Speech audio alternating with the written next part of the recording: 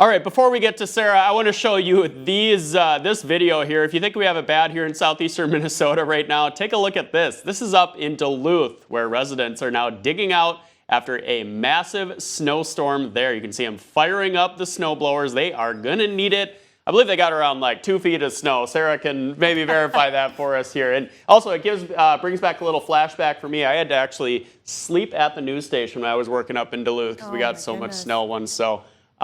Not the same story here, though. That's the good news, right? Yeah, it's a bit different in Rochester, and then the further south you go, it's way different because we're saying, what are you talking about? What's snow? It's been quite eye-opening just to see the change going basically to the south of I-90, where a little more of a mixture was coming down, and then suddenly you got blue skies and a beautiful sunset, like what we're seeing over Mason City currently. So yeah, the question is, what's snow? But you saw it's pretty strong further to the north, and it slipped a little further to the south than what was originally in the forecast. So it came and hit places like Rochester. Some fresh snow there on the grass, wet roadways, and temperatures right around the freezing point. So do be careful if you got to hit the streets. Could find some slick spots, especially on those untreated, less traveled roadways. But some good news is that the snow is starting to retreat and thin out. The drier air that we have found further to the south continues to make itself known a little further here to the north. It's also helping that the center of the low pressure system that brought us all of this also is continuing to make its way further to the northeast, if only by a slight track.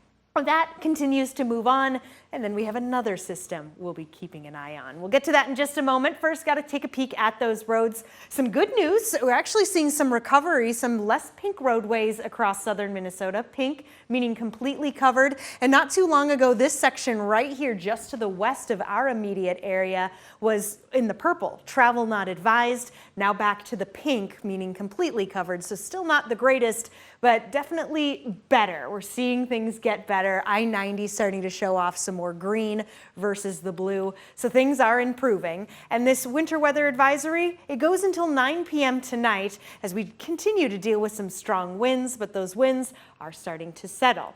Now you look a little further to the south and you're wondering what's going on here, Sarah? Well, a winter weather advisory preemptively getting pushed out starting at 6 p.m. Thursday until 6 a.m. Friday because of that second system we are tracking.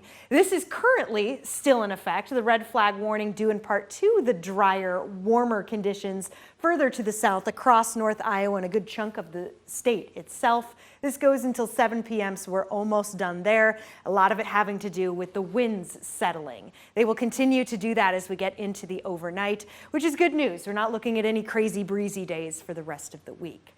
Moving over to the temperatures, and we saw this at the beginning of the newscast, there was quite that spread from green to blue, but we're all starting to fall back into the blues. Many of us in the low 40s, upper 30s, some of us into the upper 20s. A lot of that due in part to all this activity, but as I mentioned, it will continue to wane as the drier air picks up and we start to see a bit more cloud cover versus the falling snowfall. All right, but then the chances come back with the secondary system for Thursday into Friday morning. Then after that, Ryan, we cool down for the weekend before gradually warming next week. All right, Sarah, thank you very much.